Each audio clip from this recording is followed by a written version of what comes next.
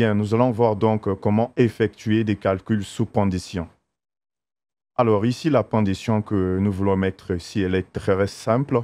La condition que nous voulons mettre, c'est que si l'étudiant a payé, ou bien si l'apprenant a payé sa forme, a payé l'article, a payé tous ces articles, si tous ces articles ont été payés et que la formation est finie, bon, commençons d'abord par la première condition.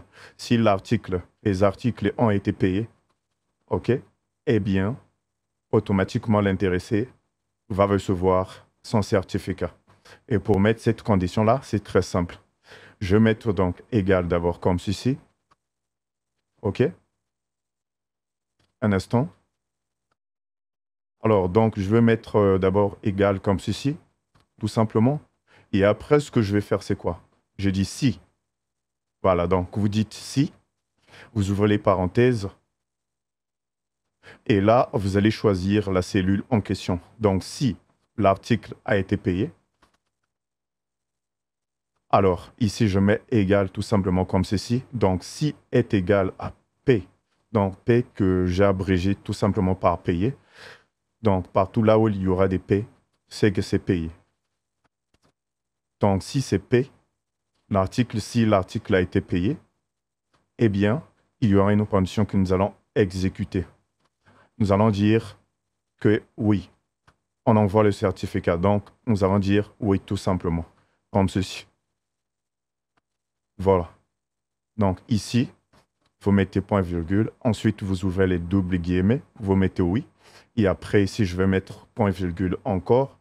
Et après, si l'article n'a pas été payé, les articles n'ont pas été payés puisqu'il y a plusieurs articles.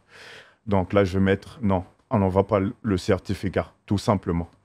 Et je ferme les guillemets. Et je ferme aussi la parenthèse. Je clique sur Entrée. Voilà. Donc ici, c'est non. L'article n'a pas été payé, donc c'est non. Je vais tout simplement dupliquer cette formule ailleurs. Et voilà. Tout a été automatisé. Nous avons appliqué une formule automatisée. OK? Voilà. Donc ici, c'est payé. Oui, on envoie le certificat. Là, c'est pas payé. Non, on n'envoie pas. Là, c'est payé. Oui, on envoie.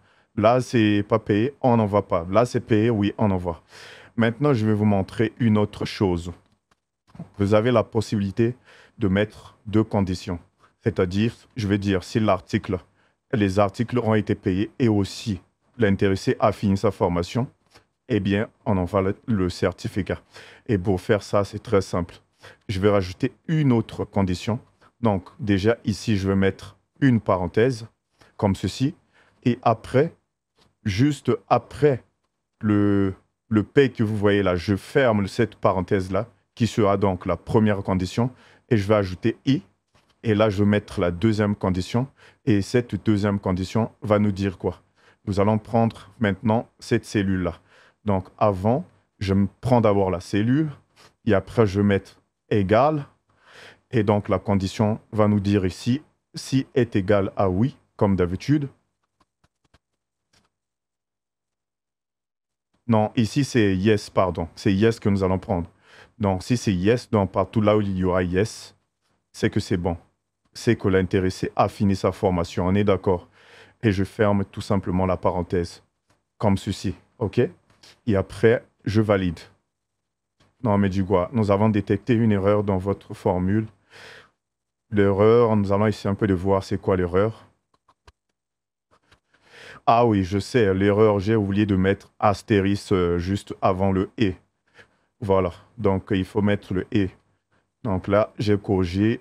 Voilà, donc il faut mettre l'astérisque à ce niveau. Très bien.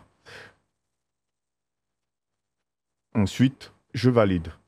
Voilà, donc je vais dupliquer cette condition-là partout. Et vous allez voir, ça a modifié. Donc là, il faudrait que les deux conditions-là soient validées. Donc la première condition, l'intéressé doit d'abord payer ses articles. Donc ici, l'intéressé doit d'abord payer ses articles. Ça, c'est la première condition. Donc ici, il doit y avoir un P pour dire payer, qui est la deuxième condition, yes. L'intéressé a fini sa formation, yes. Et au total, ça donne oui. D'accord? Les deux conditions doivent être exécutées. Voilà, donc vous savez maintenant comment effectuer des calculs sous conditions sur Excel. Donc on se retrouve dans la prochaine leçon, tout simplement.